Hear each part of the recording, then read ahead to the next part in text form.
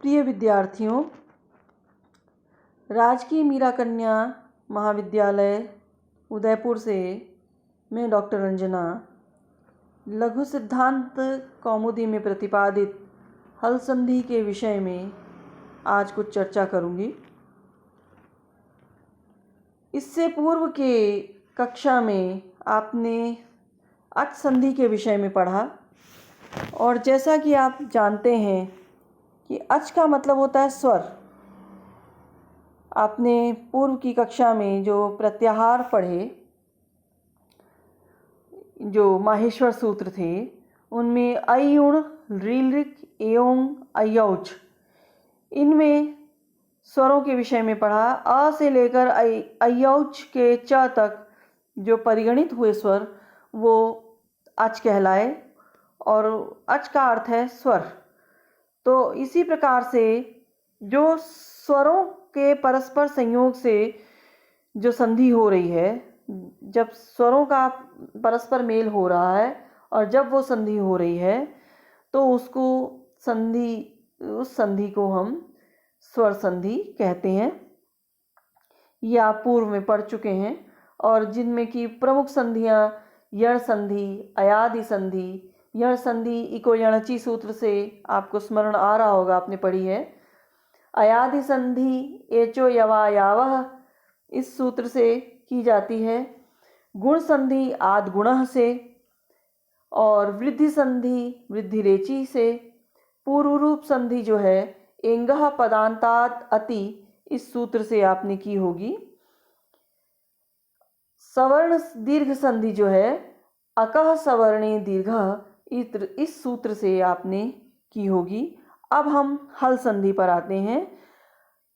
इस कक्षा में आपके जो मोहनलाल सुखाड़िया यूनिवर्सिटी से जो एफिलिएटेड यूनिवर्सिटी है आपकी, उसका जो पाठ्यक्रम है उसके अनुसार हल संधि और विसर्ग संधि आपके द्वितीय वर्ष के द्वितीय पेपर, जो सेकंड पेपर है, उसके पाठ्यक्रम में ये अनुमोदित है। तो हल संधि और विसर्ग संधि में आज हम हल संधि पर बात करते हैं। हल का अर्थ है व्यंजन। आपने पढ़ा होगा माहेश्वर सूत्र में, ये हय वरट लण यमगणनम झभय घरधश जबगर्दश ख फ छ ठ थ चट तव कपय शस सर और हल। यहाँ पर प्रारंभ में जो हल है और अंत में जो उसका ल है, इसको मिला करके ये पूरा प्रत्याहार बनता है। तो ह से लेकर ल पर्यंत आने वाले वर्ण, अर्थात स्वरों से अतिरिक्त जितने भी वर्ण हैं, चाहे वो य व र ल ये अंतस्थ वर्ण हो, श श स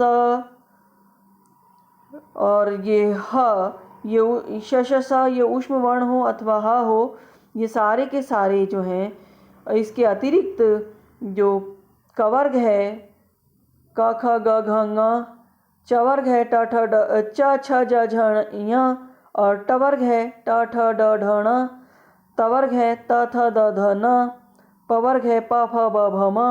ये सारे के सारे जो स्वर अतिरिक्त जितने भी वर्ण हैं, जो स्वर नहीं हैं, स्वरेतर वर्ण, ये सब के सब व्यंजन कहलाते हैं।